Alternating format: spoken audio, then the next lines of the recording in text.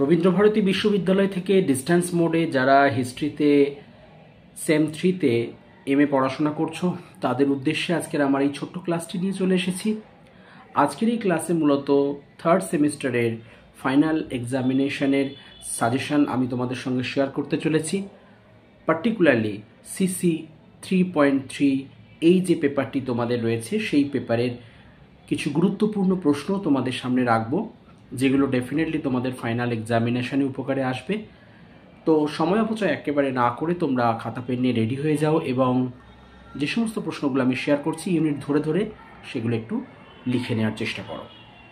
So CC 3.3 এই যে পেপারটি রয়েছে তার ইউনিট 1-এর যে প্রশ্নটি খুব ইম্পর্টেন্ট সেটি হলো in what ways did the revisionist historians criticize their theory of changes in interpreting the agrarian economy of India. Number 2 যেটা ইম্পর্টেন্ট বলে আমি মনে করেছি সেটি হলো write a note on different Trends towards agrarian historiography of colonial India. Number 3 would you argue that Jodhar were more powerful in the agrarian structure of Bengal in appropriating surplus? And number 4, would you argue with the view that the land transfer between peasant and moneylenders were a threat to the economic and political stability of the rural society? Unit 1-এর এই যে চারটি মাত্র প্রশ্ন তোমাদের সামনে রাখলাম CC 3.3 পেপারের, সেগুলো একটু ভালো করে তৈরি হয়ে নিও। আশা করছি এগুলোর মধ্যে থেকে একটি প্রশ্ন তোমরা অবশ্যই পাবে। এবারে চলে আসবো সিসি 3.3 পেপারের ইউনিট 2-তে। এখানেও চারটি প্রশ্ন ইম্পর্টেন্ট বলে আমি মনে করেছি এবং তোমাদের সঙ্গে শেয়ার করছি। সেটি হলো 1 নম্বরে যেটি আছে, how would you classify the Indian peasantry in the pre colonial period? Number 2 যেটি ইম্পর্টেন্ট সেটি হলো how did the economist and economic historian define the term peasantry? এর একটা পার্ট কোয়েশ্চেন আসে, how far it is justified to consider the peasant as an economic category? একটু বলে রাখবো এই যে দুটি পার্ট এই প্রশ্নটির ক্ষেত্রে আমি শেয়ার করলাম, কোনো বছর দেখেছি দুটো একত্রে দিয়েছে, আবার কোনো ক্ষেত্রে দেখেছি দুটো আলাদা আলাদা করে দিয়েছে। সুতরাং একটু সজাগ হয়ে তৈরি করবে, যখন এই আনসারটা তৈরি করবে লেন্থটা একটু বেশি করে তৈরি করে রেখো, যাতে আলাদা দিলেও তোমরা সেই রকম লেন্থ নিয়ে অ্যান্সারটা দিতে পারো, আর যদি একসাথে দেয় তাহলে দুটোকে কম্বাইন করে লিখে আসতে পারবে। নাম্বার 3 যেটি important, is it correct two argue that the Marxist class analysis is not applicable to the agrarian social structure in Indian context? এই প্রশ্নটা যদি না দিয়ে থাকে তাহলে এইরকম টাইপের একটি প্রশ্ন কিন্তু আসে সিসি 3.3 পেপারের ইউনিট 2-র মধ্যে। ধরি একটু অন্যরকমভাবে দিলে কি হতে পারে এই প্রশ্নটা, সেটাও তোমাদের সাথে বলে রাখছি। What was the notion of Karl Marx regarding the structure of Indian village society? আর এর পার্ট কোয়েশ্চেন জুড়ে দেয়, do other historian agree with him? অর্থাৎ 3-এর দাগের একটি প্রশ্ন শেয়ার করলাম কার্ল মার্কসের উপর। প্রশ্নটা কিন্তু ভিন্ন ভিন্ন সময়ে ভিন্ন ভিন্ন আঙ্গিকে দিয়েছে, কাজেই একটু সজাগভাবে কিন্তু এই প্রশ্নটাও তৈরি হওয়ার চেষ্টা করো। আর 4 নম্বর যে প্রশ্নটি ইম্পর্টেন্ট ইউনিট 2-এর সেটি হলো explain the origin of the হালি প্রথা ইন গুজরাট, অ্যান্ড এর একটা পার্ট কোয়েশ্চেন আছে। ঠিক আছে, পার্ট কোয়েশ্চেন করার দরকার নেই, কেননা ওটা অনেক বেশি চাপ হয়ে যাবে তোমাদের কাছে। শুধুমাত্র গুজরাটের হালি প্রথা সম্পর্কে একটা তোমরা নোট তৈরি করে নিও। যদিও কোনো বছর দেখেছি জন ব্রিমেনের একটা ইন্টারপ্রিটেশন দিয়ে এই প্রশ্নটা দেয়, তবুও বলছি গুজরাটের হালি প্রথা এবং জন ব্রিমেন সংক্রান্ত যে আর্গুমেন্টটা আছে সেটার উপর বেস করে একটা প্রশ্ন তৈরি হয়ে নিও। এবারে চলে আসবো ইউনিট 3-তে। সিসি 3.3 পেপারের ইউনিট 3-র ফার্স্ট যে প্রশ্নটা গুরুত্বপূর্ণ সেটি হলো would you argue with the view that land revenue policy under the colonial rule brought about structural change in the agrarian economy of India? এটা হচ্ছে ইউনিট 3-এর ফার্স্ট ইম্পর্টেন্ট প্রশ্ন, যেটা তোমরা কিন্তু অতি অবশ্যই দেখে নিও।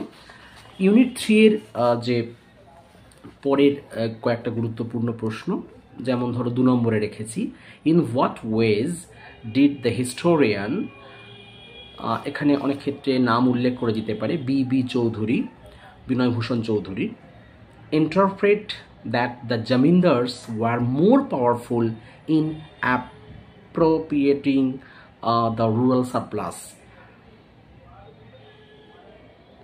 কোনো বছর দেখেছি আমি যে বি চৌধুরীর নাম উল্লেখ করে দিয়েছে, আবার কোনো বছর কিন্তু হিস্টোরিয়ানের নাম উল্লেখ নাও করতে পারে, সিম্পল মোডে কিন্তু প্রশ্নটা দিতে পারে। তখন প্রশ্নটা এমন হবে, in what ways did the historians interpret that the zamindars were more powerful in appropriating the rural surplus. 3 নম্বর যে প্রশ্নটি গুরুত্বপূর্ণ ইউনিট 3 থেকে, সেটি হলো, in what ways did Elizabeth Whitcomb criticize colonial irrigation policy followed in the late 19th and early decades of the 20th century? Elizabeth তিনি যে ভারতবর্ষের যে ইরিগেশন পলিসি, ঔপনিবেশিক যুগের যে সেচ নীতি বা সেচ ব্যবস্থাপনা, সেটার সম্পর্কে কি ধরনের মতামত ব্যক্ত করেছেন, এবং পরবর্তীকালে আবার তার সেই মতামতটা আবার সমালোচিত হয়েছে।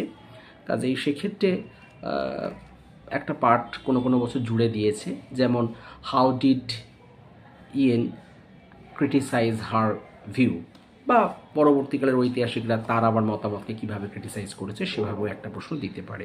4 নম্বর যেটি ইম্পর্টেন্ট প্রশ্ন, সেটি হলো, write a critical note on permanent settlement. And এই ইউনিটেরই 5 নম্বর প্রশ্ন, write a critical note on the introduction of ryotwari settlement. এই দুটো প্রশ্নকে আমি একেবারে শেষে রেখেছি।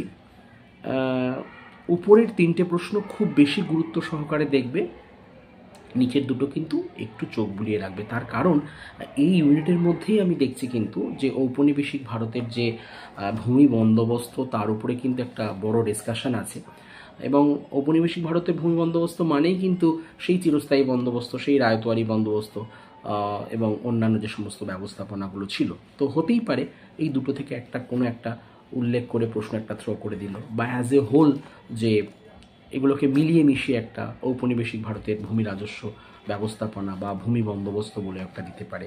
মধ্যে কথা, এই ইউনিট 3 থেকে যে প্রশ্ন কটা শেয়ার করলাম আলাদা আলাদা করে, সেগুলো একটু ভালো করে দেখে রেখো। আমি ডেফিনেট শিওর এগুলোর মধ্যে থেকেই তোমরা ফাইনালে কিন্তু উপকৃত হবে, ভীষণ রকমের উপকৃত হবে। তো চলে আসি সবচেয়ে শেষ যে ইউনিটটি, সেটি হলো সিসি 3.3 পেপারের ইউনিট 4। এখানে ফার্স্ট যে প্রশ্নটি ইম্পর্টেন্ট, সেটি হলো, what were the major element deforming the agricultural process in India in between the years of 1860s hyphen দিয়ে 1930s। দ্বিতীয় যে গুরুত্বপূর্ণ প্রশ্নটি থাকছে তোমাদের জন্য ইউনিট 4 থেকে, সেটি হলো, in what ways did B Chaudhuri criticize the view that growing market for agricultural produce raised agricultural income of the peasant। Number 3 যেটি গুরুত্বপূর্ণ, সেটি হলো, how far Deccan riots was a product of changing social circumstance during colonial rule. 3 নম্বর প্রশ্নটা কিন্তু ডেকান রায়টসের উপর রাখলাম। Number 4 যেটি important বলে আমার মনে হয়েছে, সেটি হলো, write a note on the nature of Moplah uprising.